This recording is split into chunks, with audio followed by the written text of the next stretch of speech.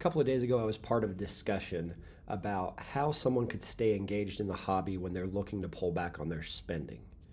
Originally, I shared that I personally do things like organize my collection, research cards that I'm targeting in the future to buy. I shared that you could sell cards as an option. I've recently done some videos related to TTM autographs, and that is not a way to eliminate costs, but certainly reduce costs. And TTM can be a ton of fun. I like creating YouTube content, and so I see that as an avenue as well. Others in that discussion were talking about displays, whether that be creating displays or organizing displays, and those were kind of the main topics that were discussed as part of that discussion.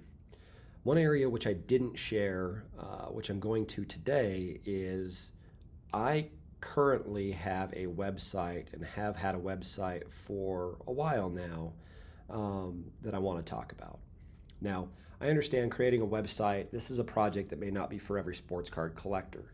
Personally, I love having a website, and it's a way for my friends and others to see my set and player registries. Additionally, new in 2023, I'm looking to post my YouTube content on my personal website. And I'm looking to show some highlighted cards that I've recently added to my COMC Store.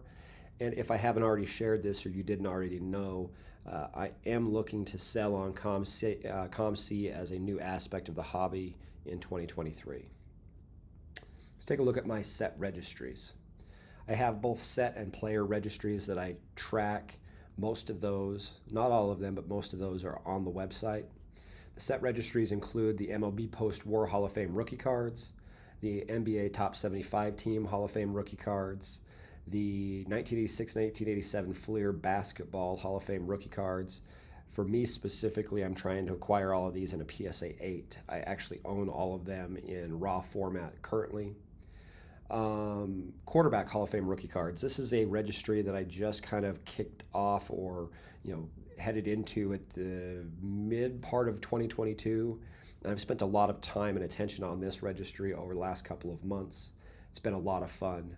And then my favorite all-time registry that I focus on is my PGA Hall of Fame rookie cards. But let me note, when I talk about rookie cards in the golf space, that doesn't always necessarily conform with modern day rookie card standards.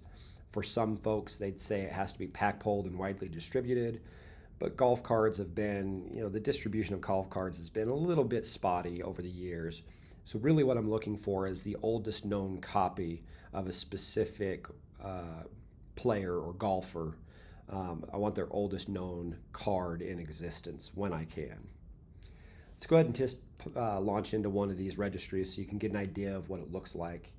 First, I want to point out that all of these registries are available online via Google Sheets. You can download them for free. Just click the link and you have access to the registry. That should include all of the formatting and functions. So as I gain or add a card, it auto calculates the percentage to completeness. These are always going to be sorted by year and then brand, whether I own them, and then whatever the grade is. For this specific registry, the quarterback registry, even though you're going to see some of them are showing up as raw, I am trying to replace all the raw with graded copies. Really don't have a preference of PSA versus SGC.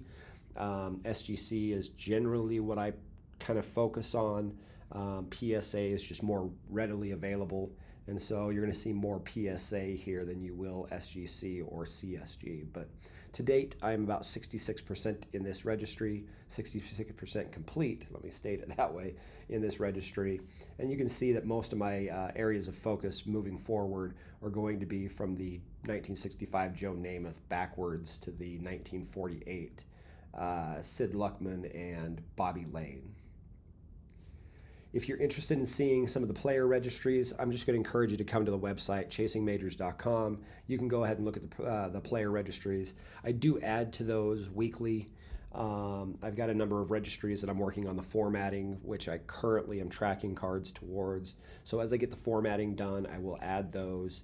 And then if there's any registries for players that you're interested in collecting, shoot me a note at john@chasingmajors.com, and and I'm certain that I can quickly pull something together for you based upon the data that I currently have extracted from the old interwebs. Now, I do want to talk about cost because, again, we were talking about the heart of this discussion was related to the costs of a website. If you're interested in a website like this, I use Google Sites as the host of the website. Google Sites provides me a free option to host a website.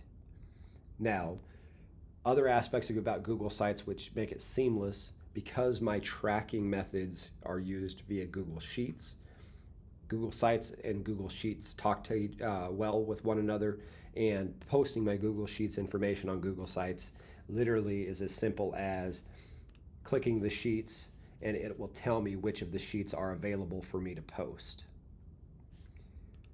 If you, again, haven't spent any time on Google Sites, you can add text and images and embed different codes, so actual HTML code can be embedded. You can link information to from your Google Drive. It's got pre-formatted templates that you can select. You can do all sorts of buttons and dividers and various things. It's custom enough without being crazy custom, but you don't need to understand how to write HTML to use this as an option.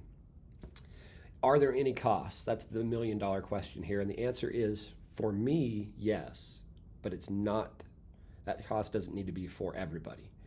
I personally choose to have chasingmajors.com as a custom web address, and so I pay $15 annually to have that web address. I purchased that through Google. They make it super seamless so that you don't have to go in and update a whole bunch of information, where if you went to another third party like GoDaddy, you're going to have to update some information in Google. It's not that it's terribly difficult to do those sort of things. Google just makes it fairly easy for kind of the novice who's interested in creating a web page. So I choose to spend $15 annually. I've owned chasingmajors.com, that web address, for the better part of 10 years.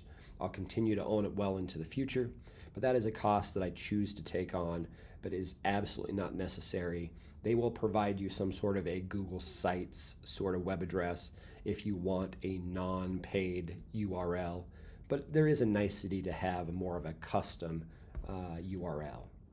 If you're interested in checking out the page, go ahead again, check out chasingmajors.com. If you're interested in creating your own page and using Google Sites and Google Sheets to track your data, and you have any sort of issues or concerns, feel free to reach out, John at chasingmajors.com. I can try and help you out with any issues that you may have. It may take me a day or two to get to your email, but just hit me up at the email address if you absolutely get stuck and you're unable to proceed. Now, this is just another aspect. It's maybe an aspect that 99% of people in the hobby aren't going to pursue. There really isn't a need here. The nice thing is once I have this set up, all of my data is actually updated using Google Sheets, so I rarely come to Google Sites and update information.